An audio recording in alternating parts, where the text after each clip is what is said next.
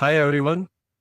इस वीडियो में हम जीएफआर के हिसाब से जो सरकारी खरीद में एडवांस पेमेंट दिया जाता है उसके बारे में स्टडी करेंगे। अक्सर इस तरह की सिचुएशन आ जाती है अगर आप एक प्रोक्योरमेंट प्रोफेशनल हैं कि कुछ कॉन्ट्रैक्टर होते हैं वो एडवांस पेमेंट मांगते हैं और एडवांस पेमेंट के बिना वो आपको सप्लाई करने के लिए रेडी नहीं है, लेकिन आपको सामान चाहिए उसी से। इस तरह की जब एक्सेप्शनल सिचुएशन आती है तो एडवांस पेमेंट किन किन रूल्स के तहत दिया जाता है और एडवांस पेमेंट देते समय किन बातों का ध्यान रखना चाहिए, इस वीडियो में हम उनको डिस्कस करने की कोशिश करेंगे। आइए हम देखते हैं। जब सरकारी खरीदारी कर रहे होते हैं तो उस समय जीएफआर का नियम 172 के अंदर हम एडवांस पेमेंट के जो रूल हैं उनको देखते हैं और उन्हीं के हिसाब से उस मैटर को डील किया जाता है। भारत सरकार का मैनुअल जो है सामग्री खरीद के लिए 2024 में सेकेंड एडिशन आया है उसका, उसके अंदर डिटेल प्रोविजन है उसके, और जीएफआर के रूल 172 के अंदर इस सब चीज़ों के बारे में एडवांस पेमेंट के बारे में सारे प्रोविजन मिलते हैं।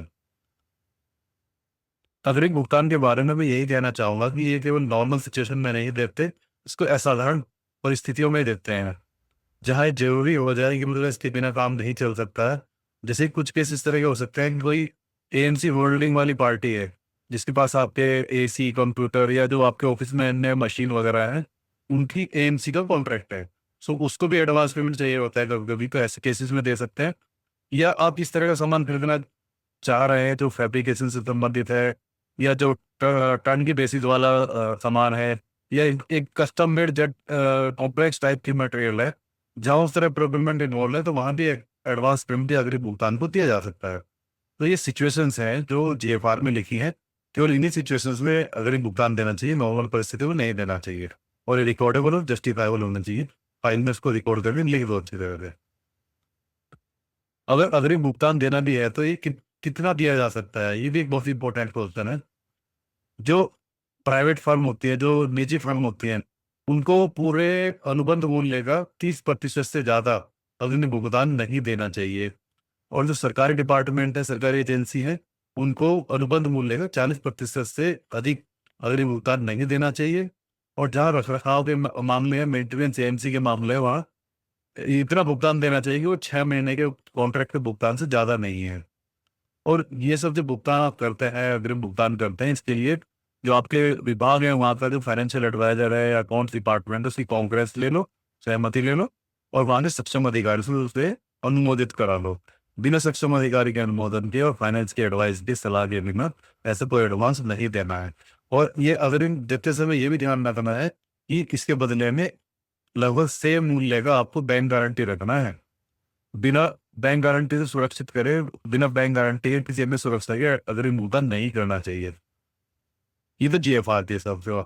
अब जो भारत सरकार का डीओई डिपार्टमेंट का मैनुअल है, वहाँ से कुछ किए गए हैं जहाँ पर डिटेल में चीज़ों के बारे में दिया गया है।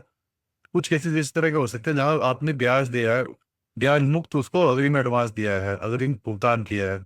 तो ऐसे केसेस में आपको अपने जो निविदा प्रपत्र है, टेंडर डॉक्यूमेंट है, उसमें लिख देना चाहिए कि अगर ठेकेदार की वजह से वो कॉन्ट्रैक्ट एग्जीक्यूट नहीं हो पाता है या कॉन्ट्रैक्ट को कैंसिल करना पड़ जाता है, तो जो वो ब्याज दिया गया था, उसको ब्याज मुक्त अग्रिम दिया गया था, उस पे ब्याज लगना शुरू हो जाएगा।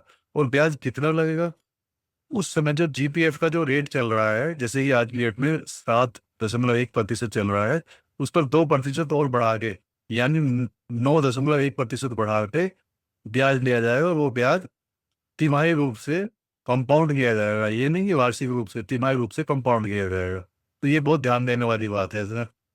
और अक्सर ये भी है, वहाँ ये प्रोविज़न है कि कम से कम 2 किस्तों में दो, एडवांस देना भी है, 2 किस्तों या उससे ज़्यादा में दिया जाना चाहिए।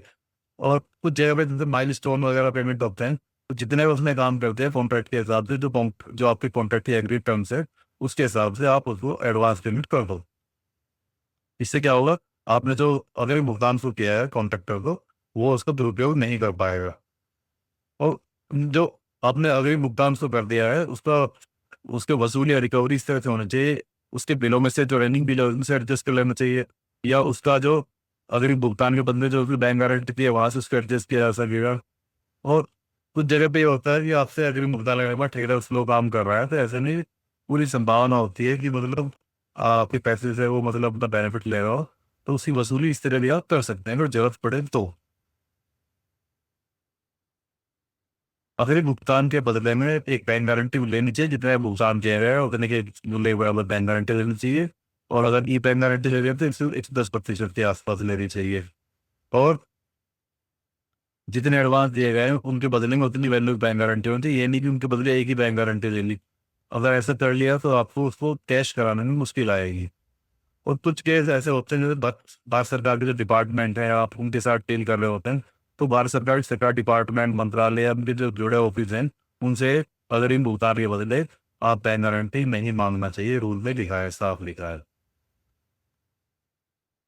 जहाँ पर माइलस्टोन पेमेंट होता है, माइलस्टोन पेमेंट मतलब कॉन्ट्रैक्टर को एक पर्टिकुलर पार्ट जो उसने एग्जीक्यूट करना है वो एग्जीक्यूट कर दिया और उसके बाद उसको भुगतान किया जाता है, तो इस तरह किसी को एडवांस पेमेंट अगर भुगतान नहीं माना जाता तो ऐसे सिचुएशन में अलग से डील करना होता है। उनको अपने जो आपके निविदा प्रपत्र है टेंडर डॉक्यूमेंट तो इनमें साफ ये चीज़ है, उसको जीएफआर का नियमित तो बात कर दो, इसको अच्छी तरह से बताता है।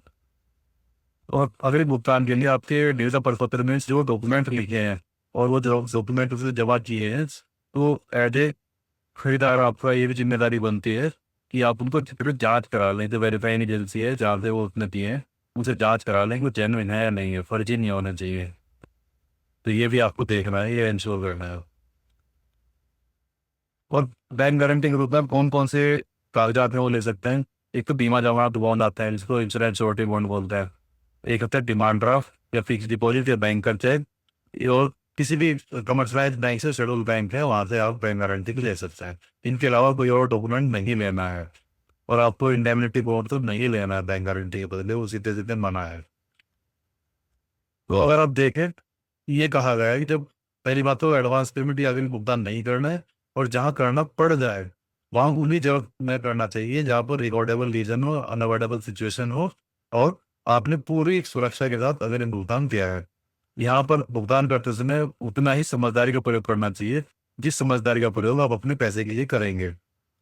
सो य ये मुझे लगता है आपको अच्छी तरह क्लियर हो गया होगा कि सरकारी डिपार्टमेंट में अगर भुगतान करते समय कॉन्ट्रैक्टर को किन बातों का ध्यान रखना चाहिए।